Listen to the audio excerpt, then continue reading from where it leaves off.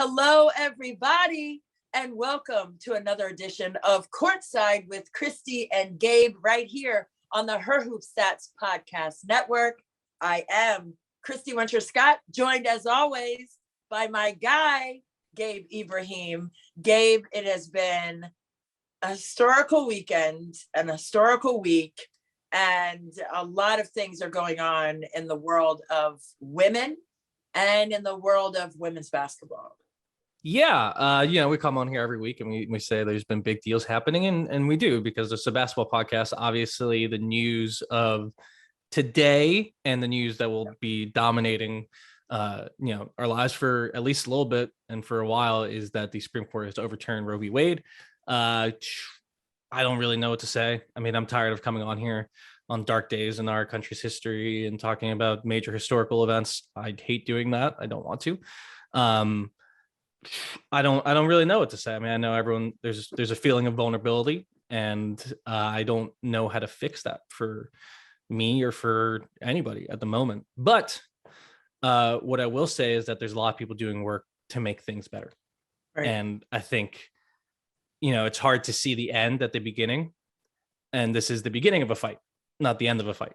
And, right. I think what we're going to talk about in just a bit is the 50-year anniversary of Title IX being put in place. And when you look at that, those 50 years, you see, where they started. And I think the people who started that fight didn't know how it would be now 50 years later. Right. And they just did things to make it incrementally better every day. And I think that's a lesson we can take, but, obviously not the kind of thing we want to come on here and talk about. Right. And obviously not the way we wanted to wake up this morning to that news, where women are being told what to do. And I don't know about you, Gabe, but I don't know many women who like to be told what to do. We have our own free minds, our own free will.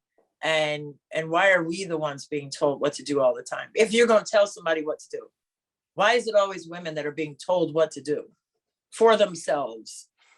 I don't understand it. And it's, like the Title IX celebration of 50 years, it is a definite celebration, but, it's like a 180 in terms of what women are feeling, especially women in sports are feeling on this day.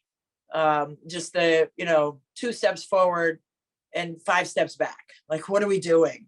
But one thing I know that will happen, like you said, this isn't the end of something, it's the beginning of something. And, I was on a couple of Title IX panels on the anniversary day on the 23rd yesterday. And, Christine Breanna was one of the moderators for the second panel I was on. And she said, let's not have this be this grand day of celebration and then tomorrow forget about why we're actually here. And it's to gravitate towards the traction that has been gained over these 50 years and continue to push it forward, and kick it forward and pull it forward and push it up the hill forward. There is a great momentum, especially for women and women in sports in general. But I just think, there are a lot of mad people in the streets of DC right now, and they should be. I just think that, regardless of your affiliation politically, I just think that you should have the free will to be, and for that to be taken away, that's really tough. Yeah, it's a human rights issue. This isn't politics. It right. should be human rights. And there's just people working against that. And that, I feel like we think of history in the same way. And to bring it back to basketball, a worthless basketball analogy, but this is a basketball podcast. To bring it back to basketball, we look at, we do the same thing where we say, we look back at Title IX now as someone who wasn't there at the beginning. Right. Right. And say, oh yeah, like, of course we have Title IX. Of course, like we were progressive to give people rights, and history is just a grand march to giving more rights to more people. And that's how we right. think of life, but it's not like that. There's forces working against what we want. And in that happening, we have to push back and continue, making more progressive strides to giving more people more rights. And that, obviously we're talking about women, obviously we're talking about Black women, obviously we're talking about transgender people. And in our little world, we have to fight for their rights and recognitions and all of that in our just little basketball world where, as much as we love basketball, end of the day, it doesn't really matter, right? This is just a game as much as we love it. And so it's the same thing that we can extrapolate out into of that feeling of saying, hey, in basketball, you're not going to win every game, but you may win the championship. Right. In life, it's the same thing. You're not going to win every single battle, but it's about moving on to the next one and winning that one and making it better for the people who come behind you. So I don't know, man. I'm not, I've said this before in this podcast, I'm not Mr. Sunshine and Rainbows. It's not good. It doesn't feel good. I know it's a really tough day. And for us, particularly in our particular corner of the world, like obviously it's just been a tough year. We're all still thinking about Brittany Griner in Russia. We're, still trying to figure out how to grapple with that situation. We're trying to wait for her to come home, and she is going to come home, honorary all-star that she is. She'll be back. But it's just tough right now to see the end right at the beginning. So I hope you're doing okay. If you're listening to this, we're going to talk about basketball because that's what we do. But I hope you're okay. And if you're not, always feel free to reach out to us, to reach out to your friends, and maybe we can do stuff together. So if anyone has anything that we can do to help, please let us know. Right. And, just going back to the evening panel that I was on yesterday, Val Ackerman was on that. Mm-hmm. She's the current commissioner of the Big East, but she was the one who started the WNBA with David Stern, back in 96 after the Olympic team, and then 97 getting the league on its feet, and 98 moving forward and really gathering that marketing for women's basketball on the professional level. But I thought what she said last night was it was so compelling. And she said, we're the only country that has to have a federal law in place for equality, like Title IX, for Title IX. And one day we shouldn't need it. It should be, we're all out here, and it shouldn't be, hey, you have to also think about the women and the girls. Like, why are we saying that? I don't know. It's really frustrating, to say the least. But I know, especially yesterday, being in that room and in that space with 4 congresswomen sitting on the panel with Val Ackerman sitting there. I mean, for me personally, I was just like, let me just sit back for a second and be a fly on the wall with all of this positive energy and intentionality for what women want and what women need. And when I say want and need, it's not want to be told to do and need to be told to do, but it's like what women want and need. And it's equality and it's respect. And I think when that is tainted, it really causes a ripple effect with people who see human life the way we see human life, and human beings. And I don't know, like for women, it's just an ongoing swing to the fences, everything that comes in, you're not going to hit every, but I'm telling you, you're going to swing every single time that things like this happen. And, you said it's a human rights issue. There's so many human rights things that are backwards in this world right now, and not just here in the States, but I mean, just in general. And it's sad, like the lack of compassion and empathy and understanding, and on a full scale, like in every situation, in every, every corner of the earth, like it's what you were saying, like where is the human compassion for making decisions? Where's that? And that's where it really becomes convoluted, in terms of having hope, but not defeated. I mean, it is convoluted though, because it's like for everyone, who is like-minded in that way, I mean, we're right here, but it's convoluted in when you see these things happen, like happen today. And that's why people are out there with signs and they're protesting, because, we still see the hope, and there will be a fight so we can all be in that space of hope But for right now, it's just incredibly frustrating that we are here on this day, after celebrating women the way that we did yesterday, and then today being, knocked back. Yep. It sucks. The Supreme Court's not on your side. Just, let you guys know that. I can say that as a lawyer. They've never been on your side, except for one time in the 1960s. And they're not on the side of us. So I think us has to get together and make changes. I don't really know. I don't know. Let's, you want to talk about basketball? We have to, because I have to go down this rabbit hole in a minute and just be advocating for armed revolution if we don't move on to the all-star starters being announced. To basketball, hooray! We got stuff to talk about. We will start with the off the court stuff to talk about the WNBA all-star starters being named. I did a podcast with Kevin Pelton and Richard Cohen on Wednesday. You can catch that on this podcast feed or on YouTube, depending on where you're listening. Also, you should subscribe and do all that stuff that we always tell you to do. You can go listen to our picks for all 22 spots, talking about, who's worthy, who should be in, rather than who we thought was going to get in. Right. That being said, the all-star starters were announced. I'll tell you, everyone, you'll get confused in the middle of this list. Your listener, I'm sorry, but here we go. We're starting with Sue Bird and Sylvia Fowles, both in their final season. They get the nods. Sabrina Ionescu, Jonquel Jones, Nneka Ogwumike, Candace Parker, Kelsey Plum, Breanna Stewart, A'ja Wilson, Jackie Young. If you're paying attention, yes, that is 3 starters from the Las Vegas Aces, 3 all-star starters from the Las Vegas Aces.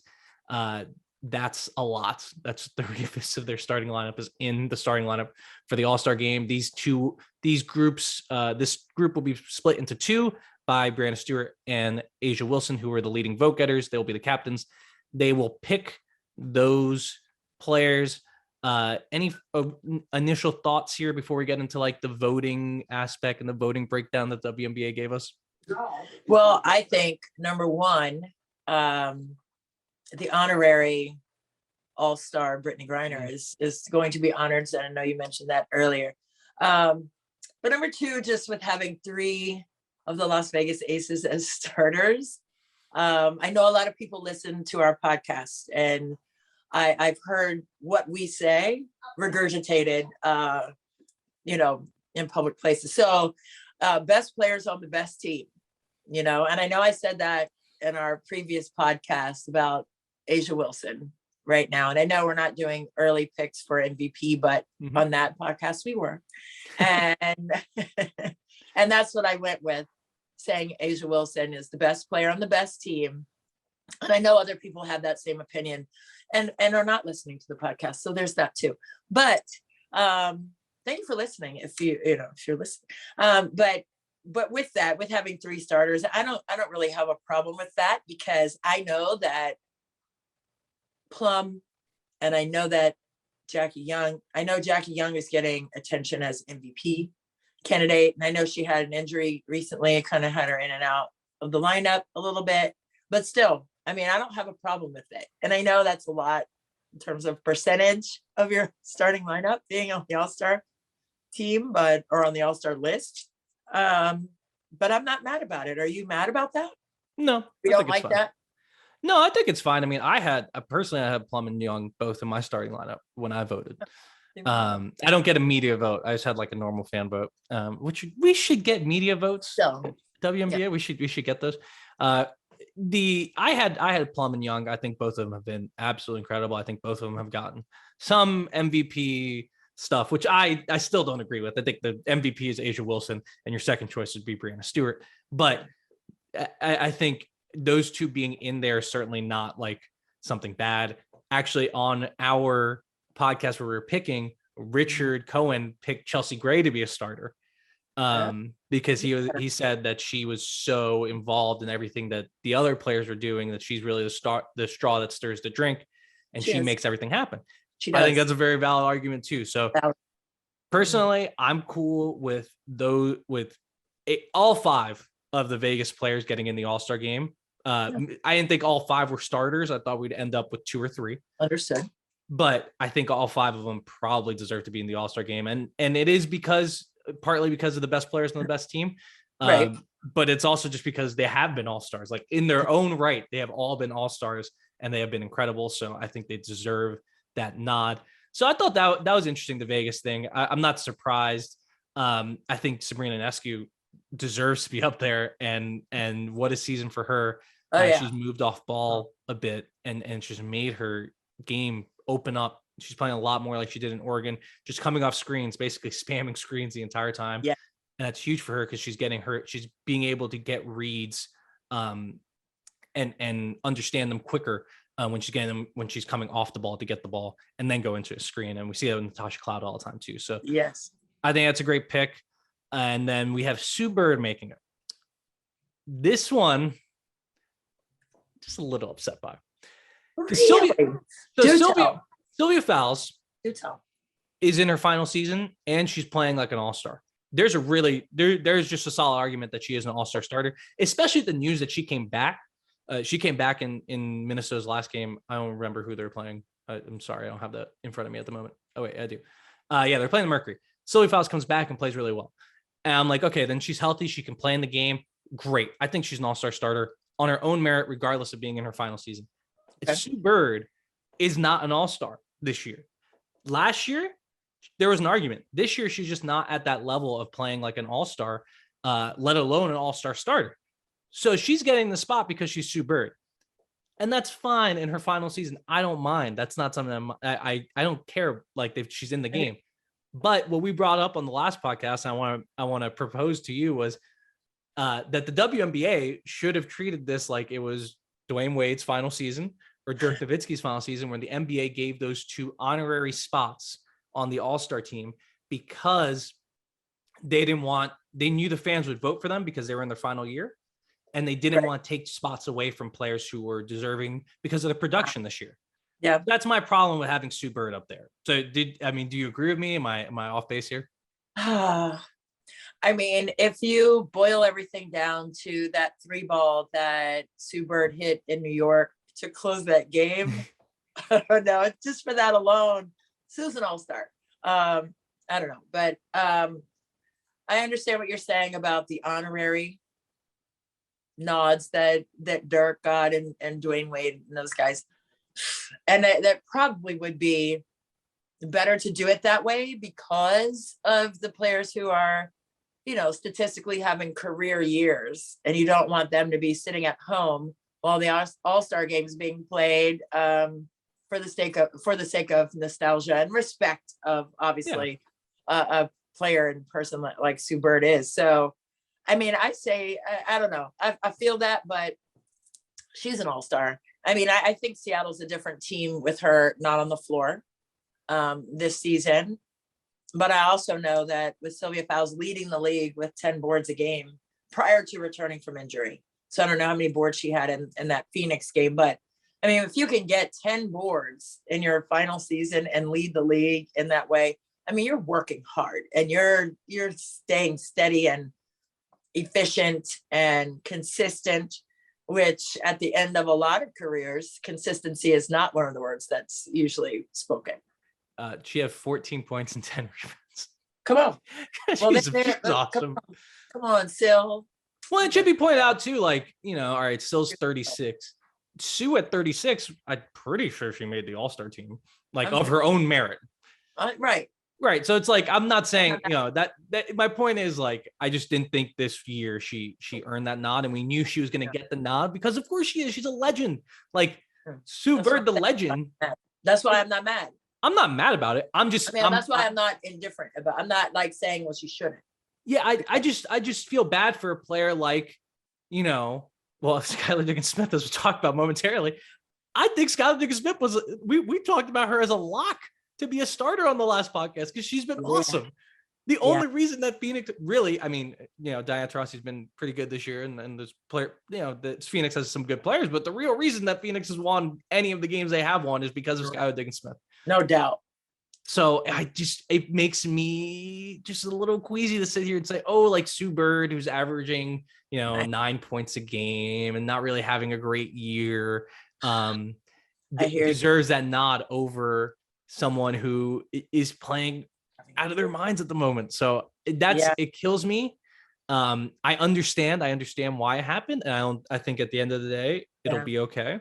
But I feel bad because, you know, I wish she was just taken out of the equation for nostalgia purposes. And then you get to do more things with her and fouls too. You could have done that for both players. That's true. I'm with, you know what, you pulled me along, Gabe, you pulled me along, and I'm jumping on that boat with you. And I'm going to go with that because, I mean, I'm just trying to put myself in Skylar Diggins-Smith's shoes. And she is playing out of her mind, man. And, you know, the media and the coaches all had her. Media and the fans. Coaches. Media and the fans. Yeah. Oh, I'm sorry. Oh, the coaches do the reserves. Yeah. The reserves. Right. So the media and the fans had her in the top 3, right? Media had her 3rd. Fans had her 4th. Okay. Top 4. And then where did the players have Sky? 14th. Oh, man. Now that's wrong. Now that's wrong. Especially, okay, whoever, I don't know who the player voters are in their committee or whatever. Okay. Is it all the players or is it a committee? I don't know. It's opaque. We don't know. But I mean, I'm a media voter. So I had her up there clearly with media voting her, you know, the top 3. Okay. Hello. But players, first of all, if Skylar Diggins-Smith is busting her bottom every day, that's your match. And she's giving you bucket after bucket with her left hand and her fingernails in your eye. And that bucket is going down and one over and over. And she's ripping and going and taking her butt to the basket. And talking. Her respect and telling you, I got you again. Oh man, I lost my light. Hold on. I'm fine now. See, I'm upset. And that's what happens. Wait a minute. I got my light. Wait a minute. Oh no, ring. Our ring light. No, what happened? Well, you can still hear me. Anyway, well, I get this thing. I don't know what happened. Anyway, I get it. There we go. But for Sky, you know, if I'm playing against you and you give me the work, I'm gonna give you your respect. And I may not want to do that because I'm so competitive, right? That I'm like, I hate her. She's always busting shots in my face and like shooting and taking me to the basket, and I'm fouling her every time. Come on, give her credit, give her respect. And I don't understand like the criteria that the players are given to, choose their all-star list, but I mean, I don't understand why she's not higher than 14th and not in the top 3 or 4, especially when she's in, she's one of the top, 6 or 7 in the league in scoring. I mean, not even in the top 10. She's behind Ryan Howard. I love her. Ryan Howard's been amazing this year. But come on. Come on. No. I don't know. I don't know what the players. And I love Ryan Howard too. She's a killer, but no. I think to a certain degree, like, I mean, there's like there's a reverse popularity contest here where maybe the players are like, she's so popular, I don't want to knock her down. Because and we look down the other 2 players who are really out of whack with their player voting. Candace Parker, she was 3rd in the fan rank, 7th in the media, 13th with the players. That's off too. Come on. Hey, just because, look, I'm going to say it, I'm going to say it. Just because those 2 have, Skylar Diggins-Smith has her Puma shoes, mm-hmm. and Candace has her Adidas, and Candace is on NBA TV and TNT and like dipping and doing. She's got 2 babies. Sky's a mom. Like, let's not, have that be, if you're doing plus minus on your voting players, let's not have those things be minuses, right? Their visibility helps the league. Their visibility is enormous. Love them for that. Yeah. Stop hating. Why are we hating? Stop being crabs in a barrel, right? When you have players who are monetizing their brand. And we were just talking about Title IX. Like, this is what we've been fighting for 50 years. We don't need another 50 years to fight for these opportunities for women to market themselves, stop hating on them and let them live with you on the basketball court underneath the umbrella of the WNBA as a brand, and then revote. I love to hear the people who put them so low, because Yeah. they have to have some sort of argument that's not, that, right? Like they have to. Stop hating.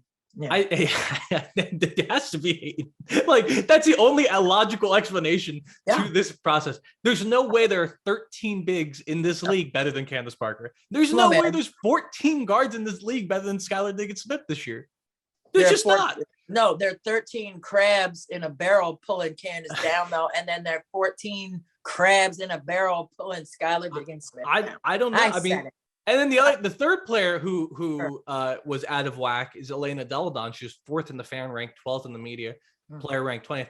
I kind of get that one because she's she hasn't played as many games and she's rested sometimes. So I understand that. I understand that feeling of saying, well, she hasn't played as much as everyone else, and it's hard to play every single day, and she's not doing that. And I understand that from a voting for an all-star perspective, right?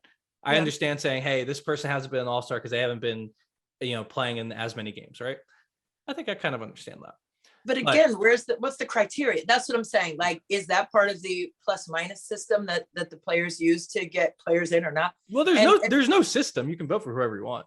But I'm saying, like, what are you thinking when you're voting? Like, I vote, right? So in my mind, I'm like, I look at their stats, right? When we're looking at the end of season awards, like for defense, like, do you take the steals leader or the blocks leader? Do you take the rebound leader? Because those are stops too. So that for me, I probably overboil down, but analytically, you have to look at that, and the stats don't lie. And, for a player like an Elena Deladon, I understand she's missed some games for rest, and I get it.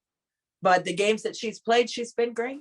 Especially in the game against Seattle last night. In the first half of the previous game, she had 15 in the first half. So I mean, she's not performing well, right? She's performing well when she's performing. So I at least get not it, playing as many games, but man, the games that she's played, she hasn't been slumming. I'm like, she's doing it. Like, what are we looking at? Like, it's not like, okay, she hasn't played a lot of games and her stats are like way down. Like, no, her stats are great. And, she's helping the team. And, I just think, against Seattle, they just lost some players, especially Magmagor, slipping behind them sometimes on their rotations. And that cost them, especially in the fourth quarter. They cut it to 2. And I mean, these are things that we know just with the team. And Elizabeth Williams was missing too. So they were, she was with her brother, Mark, who got drafted to Charlotte in the NBA. All right. So, go to Charlotte. I was just thinking about where he went. Yeah, good for him. Yeah, that's a good deal. So she was there in that moment with him. So, I mean, they were missing pieces. So, you can't really say like, well, Elena Deladon, doesn't belong in that, in that group of, the top 5 or 10 in the league. I agree, but I get, at least I can say, I can't say for sure that one's hating, right? I could say for sure Candace Parker and Skylar being 13th and 14th, that's hating. Yeah. Stamp both of those. Both hate both of them. That's some petty stuff. That's petty. I'm doing that. I don't know who did it, but that was petty. I feel it. I hate it for them. I hate it for Sky, and I hate it for Candace, because all they're doing is going out there and busting you up. I mean, Candace Parker had another triple-double, the only player in WNBA history to have 3 triple-doubles in her career. Leave her alone. And there cannot be 13 players better. Stop hating, okay, because you're not on TNT and you're not, doing all these things that she's dipping and doing. Stop hating on her, man. And Sky. There, I said it. You can clip that too and send it to them. And I'll co-sign. But I don't like it. I don't understand it. Like, tell me why not. That's why I always ask, like, tell me why they're not up there. And then it's crickets. Like, you can't even tell me why. I can't think of I can't think of a real reason why she wouldn't be in at the very least in your top 10. Whatever. We already know what it is. Yeah, we know. Whatever. Good for everyone getting voted. Do you want to do as quickly as possible picking the teams? Just like as quick as possible. I'll pick one, you pick one. Oh, okay. Let's do I it. don't Just have the start. list Just in to front of start. me. Huh? I don't have the list in front of me, but you can kind of. Okay, we'll just start with the guards. We'll just start with the guards. We'll pick. Well, no, we have. So I'll tell you. Give me a grouping, and I'll throw one, and you throw one. All right, we got Kelsey Plum, Jackie Young, Breanna Nescu, Sue Bird. My first pick here. It depends if I'm A'ja Wilson or Breanna Stewart. I'll go with Kelsey Plum. I think she'd be really fun in an All-Star game. I'm going with Jackie Young because she's been killing. I don't know. I've been side-eyeing that young lady. She's really come into her own this year. She's flourishing. I'm going with Jackie. Yeah. I'll go Sabrina as my second pick. And then you're going with Sue. So there's our guards. So you got Jackie Young and Sue Bird. Not a bad duo. Winning. Yeah. I got Sabrina Nescu and Kelsey Plum, and that would be like a dream backcourt for me. I don't know if that can happen in any way, but if someone can make that happen, if those two players can get together, the light just not. I don't know what's happening, but go ahead without It's me. fine. Go ahead. I can fix it in post. You want? All right. Let's do the front. Let's pick the front court. I'm unplugging it. That's what's happening. Okay, I'm good. Okay, front court. Let's go. Front court. We got A'ja Wilson, Breanna Stewart. They're the captains, but we can pick them because we don't care. So we got Wilson, Stewart, Fowles, Ogwumike, Jonquel Jones, and Candace Parker. While we're here, I just want to mention fans. Jonquel Jones at 8, insane. That's insane. That's absolutely wrong. You guys you have to watch more of the games if you're voting her at somewhere that's around 8. You're wrong. You need to watch more basketball. Moving on. Let's pick from these 6 players. Okay. Who's your first pick? I'm going with A'ja. Fair enough. Yeah. I'll go with Breanna Stewart. Okay. So you got the third pick. I'm going with Jonquel. Ooh. That was good. I don't know here because I have Stewie. I should probably get more of an anchor in the middle. See, I'll go with Sylvia Fowles because Fowles and Stewart sounds like I think that's an awesome combo. That's a good combo. That's a really good combo. Okay, so you got next pick. You got next pick between Nneka Ogwumike and Candace Parker.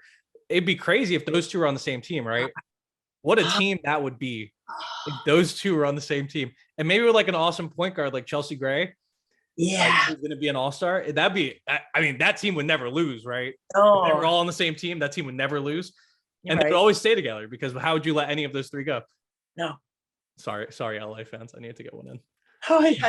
No, listen, I love how Nneka's playing. And even Mike Tebow said she's playing at MVP Nneka clips. I got to go with Candy Girl. That's my girl, man. We're going with Candace Parker. Oh, we're gonna win. Look at my lineup. My lineup is shaping. My lineup shape. I got all right. So I got Sabrina. I got Plum. I got Stewart.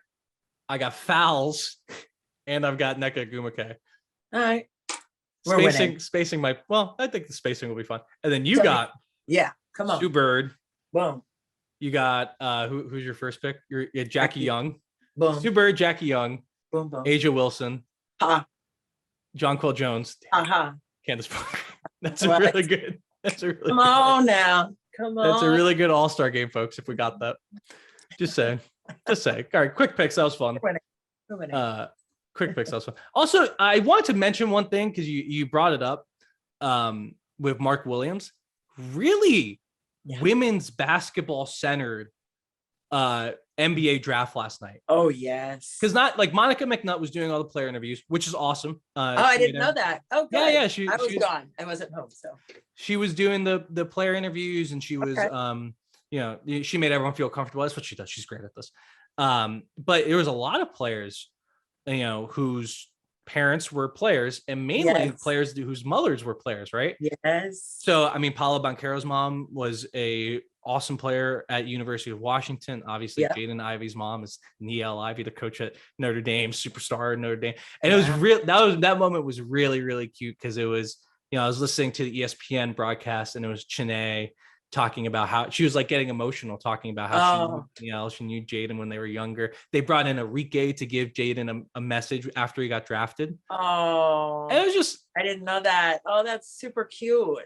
It was awesome. It was really awesome. I think Dyson Daniels, I want to say one of the Australian players, like his mom was also a player in Australia. She was a point guard. It's just, oh, and the kid from Shohan from Baylor, his mom was also Auburn? a player for the, huh? Where did his mom play at Auburn? His mom played in Poland because he's Polish. Okay. Oh, that's what I'm. So it was just a lot of women's basketball stuff in the NBA draft. It was really cool. I think I want to give credit to ESPN for putting that at the forefront. And it just felt like we were a part of it, and that's really cool. Yeah. And also I'm gonna know all of those guys as like Mark Williams is Elizabeth's brother. Yeah. Jaden Ivey's Neil's son. There you go. That's how I remember him. So I just thought it was really cool. I wanted to mention it. Yeah. And, for Jaden Ivey, I thought he was going to come to DC. I know there were some rumblings. I thought he was coming to the Wizards, but they didn't work out, draft order and all that. But his younger brother, Jordan, played with my son, Jordan, from like third grade on up. So Jordan was actually there at draft night. Oh, awesome. And oh my God, so cute. So he'll be a freshman in high school next year. So yeah, it's a small circle. Wait, did they live around here? Yes. Oh, are they DMVers? Well, it's a different situation. Oh, okay. But they're brothers, and a loving sibling. Now I was going to say rivalry, but it's not really rivalry. It's a loving sibling situation with those two, and he was there, and so I saw him with the hat with Jaden, and it was just so cute because my son's relationship with his brother. So, so that was like full circle, and so I was like sending text messages to Jordan's mom, like, "Oh my God, he got drafted," and she's like, "I've been bawling. I'm so excited for him," and everything like that. So, yeah, it was a quite for women's basketball, but also personally, just kind of knowing Jaden too over the years, and he was a high schooler and, at Purdue, covered some Purdue games. And, that's just really fun to see him take that big next step. No, it was cool. His dad, Javen, played for Baltimore. Played for the Ravens, football player. Yeah. Wow. And he went to, and there's a whole history. Sorry, I didn't know where. No, it's cool. I want to hear.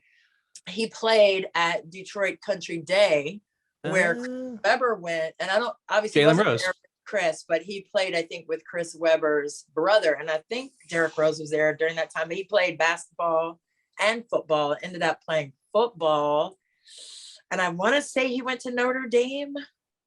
No, probably that I could be wrong. Jaden, yeah, Javin, Javin, yeah, Jav. Hunter. Yeah, he played football. So there's another nugget. So when you see him playing for the Pistons, you can say, "Hey, his dad played for the Ravens." I did not know that. I vaguely remember him from those teams. Wow, look at that. Stuff comes around, huh? Notre Dame. Did he play at Notre Dame? Does it have that? He played at Notre Dame. Boom. Which would make sense because Neil was there. That was fun though. It was a really cool night for women's basketball. For basketball in general, obviously the draft is super fun. The Heat got not Nikola Jokic, Nikola Jovic. Oh, so where you picked that up at the Walmart? I don't know. He does not. He's a 4. Delete that. Sorry, well, I love Walmart. So Walmart's great. It's a lovely place. You got the Walmart Jokic though. We did. We got the good value. Good value. No, he played. He's very good. It was fun. So I think it'll be fun. I don't know. Okay. Late first round picks. Okay. All right, that's it on All-Star. That's it on the NBA draft. I promise no more Heat talk for now. All right, so now we have your choose your own adventure sort of situation. You mentioned Candace Parker's triple double. We could talk about the Chicago Sky's week, which was something else. We could talk about the Washington Mystics. Obviously, tough start to the road trip for them. talk about Sylvia Fowles being back. I didn't really get to watch a lot of Sylvia Fowles last night. Yeah. I have to watch tape today, but I obviously 14-10 in their comeback, and He's doing it. we could talk a little bit about the bottom of the standing. So where you want to go? Chicago, Minnesota, Washington. Well, let's start with Chicago, because that win they had over the Aces was for the ages. The biggest comeback in WNBA history. So statistically, what showed up on the herhoopstats.com website as what did the Aces in down the stretch. So this is not I haven't checked the stats. I watched it. I watched it. I broke down the tape. I watched it a lot because I was really interested in what made the difference. And I think what made the difference was that basketball is a game of runs. It is, man. And sometimes extremely so, because the Aces went on an 18-0 run to start the game. And then Chicago went on two separate 14-0 runs to get back into the game. And then for the rest of the game too, it was mostly even. And I think that was kind of the lesson I took from this is like, you don't want to go down 28. No. That's a good start. That's lesson number one. If you do find yourself down though, you just need a bucket. Because there was times in that first quarter where the Chicago's getting their teeth kicked in. It was 41-18 at the end of the first quarter. And it was just like, Azurá Stevens got a bucket. Okay, yeah. Azurá Stevens got another bucket. Okay, we got to stop. Right. We get another bucket. And it's like that. I think that is what made the difference for Chicago, is that they didn't see 41-18. They saw those moments where they were like, okay, we have a little win here. We have a little win here. A little win here. It keeps you invested in the game. And with the Chicago, obviously they have the championship mentality. They have that confidence. They knew that they could get back into this game because they saw what was working. Then they made some adjustments. I think, one of the big things was they started switching. They started bringing the help earlier on pick and rolls. Mm-hmm. So, what would happen is they would have, Quigley or whoever the guard was go over and try to follow the player. And then, Parker or whoever the big was would drop. And then they would bring the help early from the corner, and Quigley or whoever the guard that was on the screen would go out to the helper. And I think that's called the heel switch. I'm pretty sure. Yeah. And that really changed the dynamics for the Aces. And then they couldn't adjust early in that second half. And then Chicago was up by like 13. So, it was really interesting game. I thought they played, I'm not too worried about Vegas. I just think that was Chicago's championship mentality and understanding that we're taking the little things that are going well and maximizing those rather than the bad things and maximizing those. Oh, no doubt. And, when you talk about a team like Chicago, I mean, they had such a rough start out of the gates last year because injuries to Quigley and Parker, and they were a 6th seed and ended up winning the whole thing. So the fortitude, that's a big, big marker for success. And when you have that, like Chicago has it, and the experience, they're not like, and this is no knock, but this isn't a team with, first and second year players on it, that could have that championship medal, but it makes a difference when you have these vested veterans on the floor who went through the trenches and got that championship the way they got it last year. I think that really makes a big difference for that game in particular, but it could be, for the remainder of the season. I mean, now when that happens for teams, when you can feel like, hey, we can go on these runs, that gives you confidence when you get down in the next game, right? So now, hey, we're down 12, but remember that time that we had the same situation, and then boom, that switch gets flipped, and all of a sudden they're back in the game, and all of a sudden they're back in the hunt for another championship. I mean, for that matter, if they can do that against a team like Vegas, who was really, really playing well on a big win streak, I just think that anything is possible, when you have that kind of mentality and confidence behind it. I mean, it's one thing to have the mentality, but it's another thing to sustain that level of confidence. To actually believe what you're telling yourself. To believe it. And you have to like fight like they did and get a win like that to believe that it's possible. Like it's tangible. Like, no, we did that. Yeah. So now we can go back and go to that same place. Unfortunately, we're down, but that doesn't mean we're out. Let's go back to that place where we went in that Vegas game. It's going to be a reference point for them moving forward, I think. For James Wade, like in the locker room, hey, remember halftime. Hey, remember, we're down 10 right now, but remember that Vegas game, and then all of a sudden now we got the hard hats on. Now we got the lunch pails and we're going out to do that work. So I just think that it's really, that game was great, but I think they won a lot more games moving forward that we don't know about because of that. Yeah, and I think this one also comes from those championship games that we watched. Yeah. They're saying, hey, we're down 28, but guess what? This ain't the finals, and we did this. We did stuff like this in the finals, right? So I think what you're saying is definitely true about those moments for a team like this. Like, you change when you win a title. You just change. Right. You become more confident. You become more together. You see what's at the end of the rainbow, right? And you're like, well, we can do it. We can get it. And I think that we see teams that win championships come back and do stuff like this quite often because they're feeling themselves. And it doesn't last either. That's the thing. Like, it doesn't last until the next season. Only the defending champs, I think, really feel this sort of confidence that we're talking about. Not that another team couldn't do it. I'm not shocked that that the team who did it is Chicago. And then I think the other thing that I took from this game was that I'm a little bit more concerned about the bench for Vegas than perhaps I was beforehand. I think when the one of the reasons why Chicago was able to stabilize at the end of the first quarter and then kind of get back into it in the second quarter was because they were going out Therese Plaisance and Kia Stokes. Not that those players are bad, just that those players are maybe playing a little bit of an outsized role for them in terms of being seventh person. Then you look at the rest of the bench. Asia Shepherd was the only other player than those two who played. So we have a 7-person rotation. The team got out to a rocking start. They were flying. They were going all over everywhere. And you could see it. They got tired. And I just am a little concerned that if this team is going to go at the breakneck speed that they're going, if they're going to play as hard as they want to play every single minute, and they're a bunch of dogs, and that's exactly how they're always going to play, we're going to run into problems where they do get tired in the second halves of games. We're going to run into situations where their bench is being attacked because they don't have as much talent. Maybe Ileana Rupert can help that a little bit. Yes.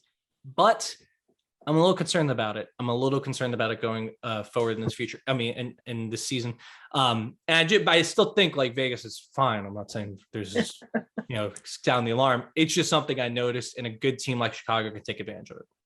Right. No, I didn't think of it that way, but I think, the way they open up that game, like you said, with an 18-0 run, you don't do that without a ton of energy. Mm-hmm. And the key obviously is to sustain that. And the fact that they couldn't with that bench or I was say bench production or lack thereof, and that is quite a concern. And that's something to look at for Becky Hammon and her squad. But, if they can kind of see that moving forward and maybe manage minutes a little bit, with their starting group or their top 7, which are very, that's a very tough top 7.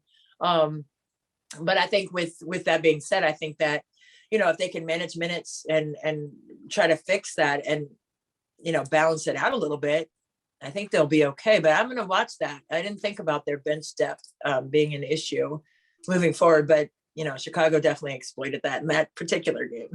For sure. And Chicago defensively too. And Chicago's kind of Vegas's white whale at the moment. I mean, they've had to play them last year in the playoffs, right? Yeah. Or no, am I mentioning that? Was it the year before? Well, obviously, I mean, the Vegas. I think it was Asia's MVP year, wasn't it?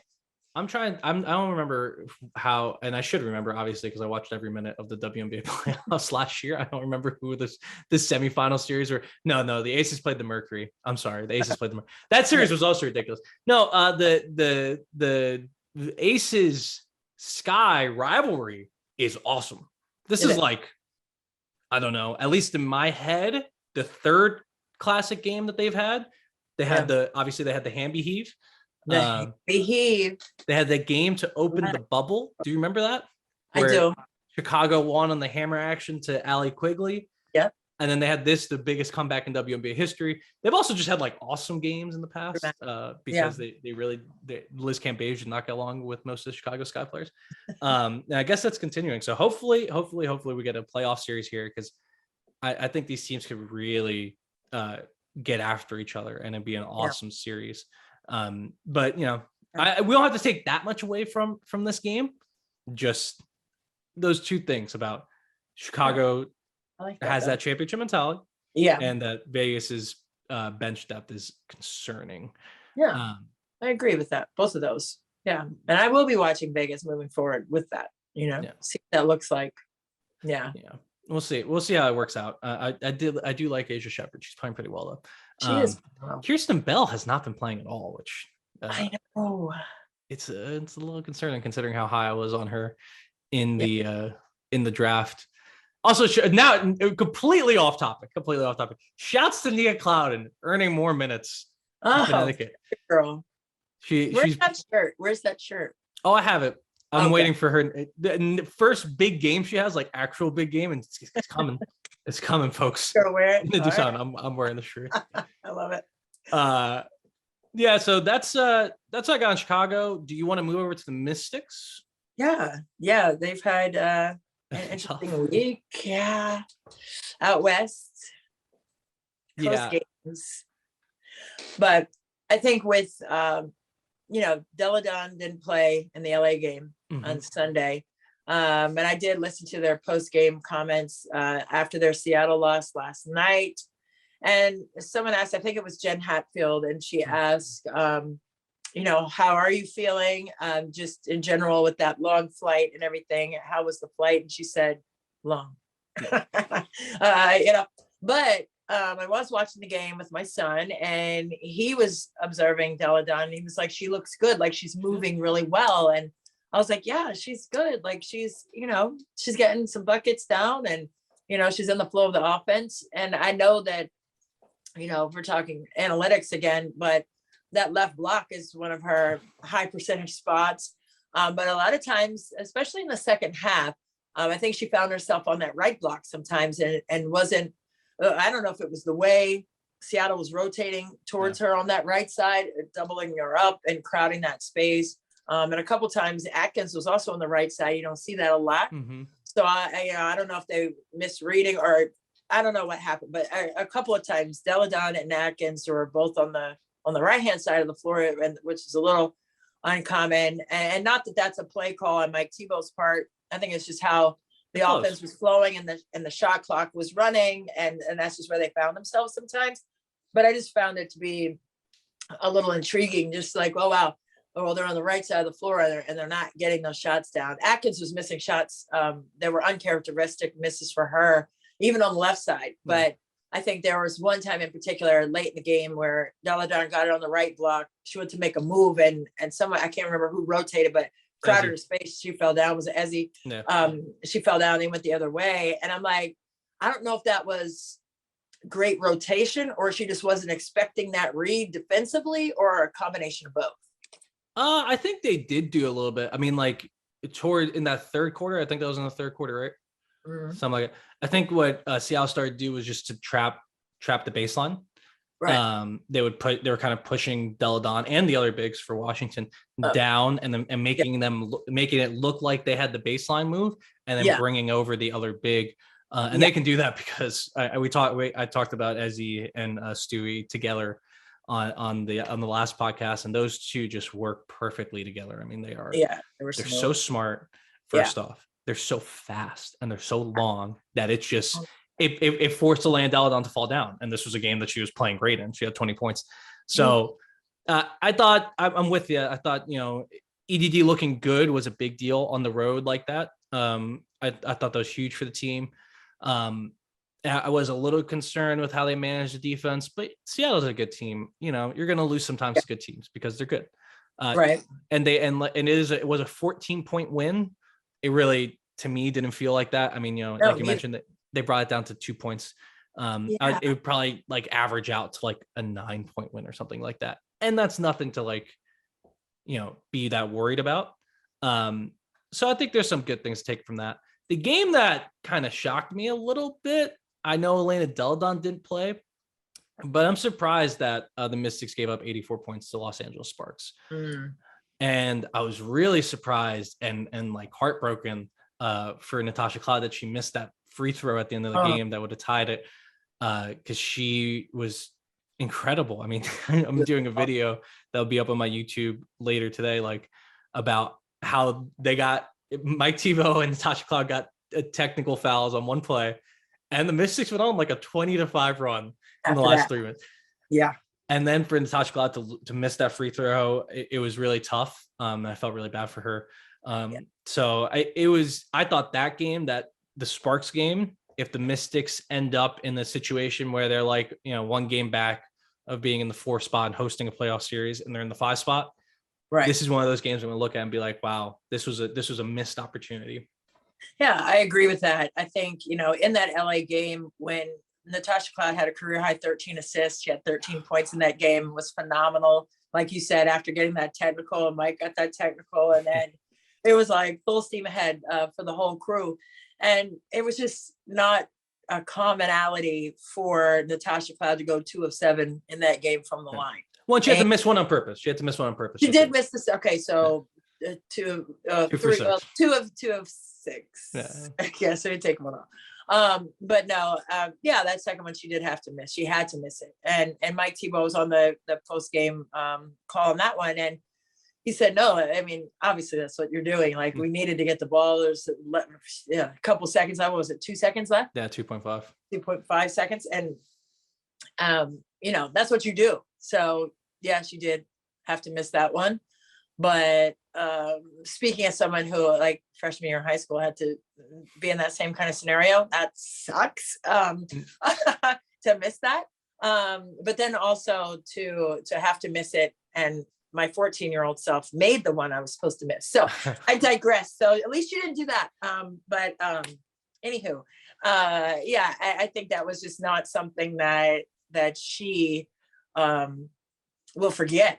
No. I know that. And I know that'll fuel her the next time that situation arises, even though it doesn't happen a lot. I mean, I don't know how many other times I was in that situation after that, but I think for her, knowing how competitive she is, knowing how on point she was all game, especially after that tech, how focused and alert she was, that was just tough. And to lose that one by 2, and then, to fight so hard and not get it, that's tough. But, that Seattle game as well. I mean, Alicia Clark, that was the first time she had been back to Seattle. Yeah. She said she hadn't played those guys, because she was out injured, but she hadn't played against them overseas either, no. So I thought that was interesting, but, she eclipsed the 2,000 point mark for her career. And I thought that was kind of, I mean, if we're fitting, talking just individually, that was a good moment for her as an individual who played there for 9 years. And, to get her 2,000th point there, I thought was pretty special. But I mean, obviously I'm not like cheering for that, and not like, we can do both. The grand scheme of things, but to give her her flowers. I mean, she did accomplish that. So leave me alone. I'm going to give her that. But I think with how Washington played, especially down the stretch after cutting it to a 2-point game, they had to fight to get it there. And they had 7 minutes, 7 minutes in the fourth, a 2-point game, 69-67. Yeah. So I think I tweeted that. That's why I remember it, like, how many minutes were left in the last. So I'm like, they just let it get away. And I think it was like an 11-2 run after that, that kind of solidified things for Seattle. And then Sue Bird hitting that bank shot right there at the end to be, what is she, the winningest player now? She's the winningest player in WNBA history. Hide it or something. Passing Lindsay Whalen. Way Day, that's my girl. But I don't know. I just think they have what it takes, but they just have to get over the hump. They didn't have, like we said, Elizabeth Williams in that Seattle game, and I think that would have been a good matchup to see her and Ezzy playing against each other. It would have kind of taken a lot of balance, off of, not balance. It would have taken a lot of angst off of the rotations on the inside. I know Tiana Hawkins came in there, but that Elizabeth Williams and her presence defensively is a lot different. She's just so long inside, so disruptive. So they missed that defensively, I think, on some of those rotations where Ezzy was creeping underneath and slipping behind that last line of defense for Washington on their rotation. So it's it's a tough week, and that's how we started this conversation about them. Like a tough week out west, but hopefully they get back on track. Yeah, I think you're not going to hang your head too much if you're Washington. No. I mean, I know I'm sure Natasha Cloud's just furious at herself still, which she shouldn't be, because like we mentioned, the only reason they even had the opportunity for her to miss that free throw was because of everything that she did. But I know she's going to be really busted up about it, because that's just the type of player and person she is. Oh, yeah. But I think for the Mystics, you can sit here and say, hey, we didn't have Elena Delle Donne one game, we didn't have our full team the next one. That game was against one of the best teams in the league. Right. The flip side to that is you're going to have to play that team. That's right now the playoff matchup you got is Seattle. So you're going to have to figure out how to beat that team. And hopefully the whole team's there at the end of the season. Yeah. But if you don't have them, you still got to figure out a way to beat them. And I think, to a certain extent too, like it kind of showed you the limitations of relying on Shakira Austin night in, night out, not because she's not a good player, but because she's a rookie. She's a rookie. This is her first time doing this. Like to expect her to do everything she does every single night right now, I think is a bit overzealous, but I think she'll work herself into that groove again. Then you look at the Mystics schedule at Las Vegas, not an easy game, but then they come home for Atlanta, at Connecticut, at Atlanta, then the All-Star break. They're 11-9 now. They got to finish the All-Star break above 500 if they want to feel good about themselves. And I think that's just have to be what it is. They just have to do that. They have to win more. They have to win 2 or 3 of these games. And I think they can do it. They can do it. And they've been Connecticut before, and they can beat them again. And then they will be sitting pretty in that 4-5 matchup for now. Right. Before they move up. So, hey, I think you'd rather not play Seattle, but I'd really rather not play Connecticut, Chicago, or Las Vegas either.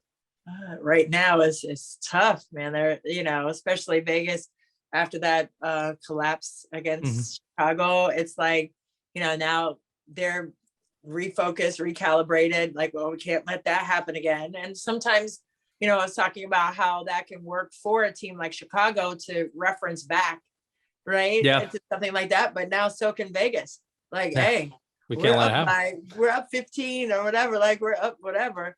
Remember that Chicago game? Like, we can't allow that to happen. So that could work also in that way, to go back and reference, what can't happen and what we need to do to fix that moving forward. So, I mean, I think that's a checkpoint game for for both teams. But yeah, a big stretch in front for the Mystics, and we'll see what they look like. Hopefully, when they come back and play Atlanta at home, that'll be a good stopping point for them, before going back on the road. And a big gap between games, like for me, because I don't, I'm not going to see them until the 16th, I think. You don't have that Atlanta game? No, they took it. And 2, I think, has that one now. Well, I was talking to Pam and Rebecca that, after when they were here last time. Oh yeah. Get Christy on the national games, folks. Just sitting right here. I'm right here waiting on you. Just hanging. I whatever. No, we don't have to open the can of worms here at the end of the podcast. We do have to open one more can of worms, and this is a cry for help from our courtside listeners. The Indiana Fever, after beating the Chicago Sky, the team that we said had all this championship medal, the back of Nalissa Smith's career high 26 points, they beat the Chicago Sky. It's their fifth win on the season. If you recall, earlier this year, Christy and I got into an argument about who's going to be better between the Indiana Fever and Atlanta Dream. Ultimately, I was still right about the Atlanta Dream being better than the Indiana Fever. However, I was a little overzealous, and I bet Christy that the team would not. She said that they would get 6 wins by the All-Star break, which was their total from last year. I said no chance. Yeah, bet on it. We have not figured out the punishment, and we really have to, because they have 5 games here. They have Phoenix. They have 2 games against Phoenix, 2 games against Seattle, Chicago, and Connecticut. They just need to win one of those games. One time. Come on, Fevers. Come on, Alyssa. Listen, hey, And let's go ahead and mark this down. You have a post-it to put up. Listen, this is how we're going to do it. Okay. You're going to go to Berry Farms. Berry Farms is down in Southeast DC. And you have to make, what are we going to do? 3 consecutive threes from the top of the key. Yeah. Okay. And Berry Farms. I'm going to be there to video. Every miss is what? You gotta do a lap, 5 push-ups. No, down, back for each one. Down, back. Yeah. That second one, that second half of that second one. Yeah, you're gonna be like carrying somebody. I gotta get some practice. Come on, Mercury, Storm, Sky, Sun. You guys beat everybody else. Well, not Phoenix. I understand you guys. If you guys lose Phoenix, I won't be that mad. Everyone else, if you guys lose, I'm gonna be really mad. I'm not. I will be very upset. I don't know. 3 consecutive threes for me is gonna take like 4 hours. No, you can get it. Hey, if I'm running one though, that third one, I'm not going to say anything. I'm going to sit quietly. I'm going to have my little phone. I'm going to sit quietly over there, Berry Farms, sit right there. And then, you're going to hit 2. I'm not going to say anything, because then that'll give you energy to make it. So I'm not going to say like, this is the third one. I'm not going to say anything. I'm just going to sit there and video it. And if you knock it in, then we're there in 10 minutes. And that's counting stretching. Like you got to stretch. Get warmed up, get a bead of sweat coming off. 3 consecutive threes with up and was down and backs for each miss. Oh god. Yeah. It's not gonna be fun, folks. There's gonna be a lot of sped up footage of me running because I'm very slow. That's why I don't play basketball. Mainly because I'm very slow. I'm here for the second half of the second down and back for you. I'm here for that. It's not going to be fun. At Berry Farms. I'm going to see it. Apologies to Sylvia Fowles, who we will talk about you when we come back next week. Maybe. So, yeah, I think we can next week actually pick our entire WNBA All-Star rosters. Maybe we'll do that. We can do that. All right. That's what we'll do next week. Anything else that we need to mention? Oh man, there's always something, but I think we've exhausted all topics this time. For today. We've exhausted it all. So they're cutting the lights out on us, Gabe. We got to get up off of this courtside area here. And we will see you next week. We're going to have our all-star list for you. My team so far looks really good. Oh, we got to restart the teams. No way. Yes, of course. Oh. Yes. No. Yes, okay. We're picking all of the teams as they're picking it. Boo. Okay, well, for this episode, my little 5 is like that. Okay, but anyway. Hey, I have 5 all-stars on my team right now. They're not bad, but my group though, if they play head-to-head, like my group wins. Okay. We can put some on that too, something Berry Farmsy. We can put some Berry Farms. Berry Farms. So we're just doing everything at Berry Farms now. Everything over there. Anyway, we got to get out of here. I'm Christy Winter-Scott for Gabe Ibrahim. We are out from Courtside on the Her Hoop Stats Podcast Network. We'll see you next time.